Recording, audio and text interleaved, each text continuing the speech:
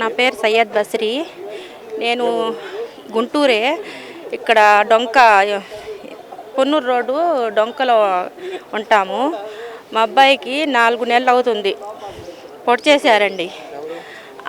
వాళ్ళ ఫ్రెండ్లే వాడికి తీసుకెళ్ళి ఇంట్లో టిఫిన్ చేస్తా కూర్చొని ఉన్న అబ్బాయిని తీసుకెళ్ళి 11ంటికి తీసుకెళ్లారు. 12ంటికి పొడిసి పడేశారు ఆడ.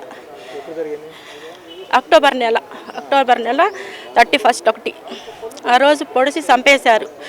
అసలు ఇప్పుడు దాకా పోలీసులు పట్టించుకున్నారు, బాగానే ఉంది. ఇప్పుడు నాకు కూడా చంపుతామని తిరుగుతున్నారు. నాకు కూడా చంపాలంట వాళ్ళు. అసలు ఏం లేదు గొడవ, ఊరికనే కొడిసి అక్కడ గొలుసులు బయట అంట అక్కడ తీసుకెళ్ళి పడేశారు. 23 సంవత్సరాలు. మా అబ్బాయికి పెళ్లి కాలేదు. 2 అమ్మాయిలు, 1 అబ్బాయి. నాకు ఆ అబ్బాయిని కిరాతకంగా అబ్బాయి ఏసీ మెకానిక్ పని చేస్తూ ఉన్నాడు. మేము ఎట్లా పడుతూ బతుకుతూనే ఉన్నాము.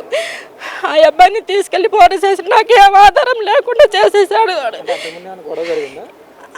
ఒక రోజు ముందు మా అబ్బాయి కొంచెం కదిలిస్తూ ఉంటే మా అమ్మని చిన్నమ్మని తీసుకెళ్తుంటే ఏదో చెప్తాడని ఒక దెబ్బ కొట్టాడంట. మా అబ్బాయి కొట్టాడని మా అబ్బాయిని పిలిపించి వాళ్ళ ఫ్రెండ్ల చేతని అబ్బాయి గౌస్ అంట, ఒక అబ్బాయి షఫీ అంట, ఆ ఇద్దరిని పిలుచుకెళ్ళి టిఫిన్ చేసి కూర్చొని ఉన్నాడు.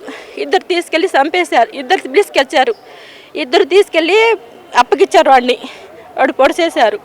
తర్వాత సమీర్ అంట, అలీ అంట, ఇద్దరు వచ్చి నాకు చెప్పారు. 3ంటికి 4ంటికి వచ్చి చెప్పారు, ఇట్లా సంగతి మీ అబ్బాయిని పొడిచేశారని. అసలు నాకు మా అబ్బాయి పోయిన కాడ నుంచి నాకు ఇది లేదండి. వాడు పోయి సరెండర్ అయ్యాడు. నేనే చంపాను. సరెండర్ అయ్యాడు పాతగుంట స్టేషన్లో.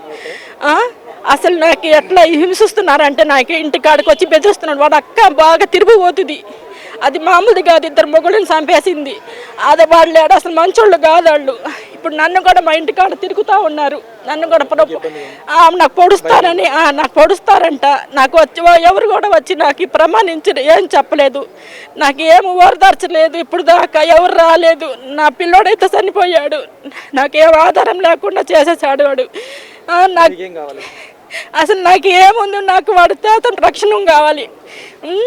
నాకు అసలు ఏం లేదు. ఎవరు వచ్చి పట్టించుకునే వాళ్ళు ఎవరు పెద్దవాళ్ళు కూడా రాలే. నాకు ఎవరు మాట్లాడాల, ఎవరు పట్టించుకోవాలి. నా అబ్బాయి అయితే చనిపోయాడు. నాకు మా ఆయన కూడా చనిపోయి 11 సంవత్సరాలు అవుతుంది.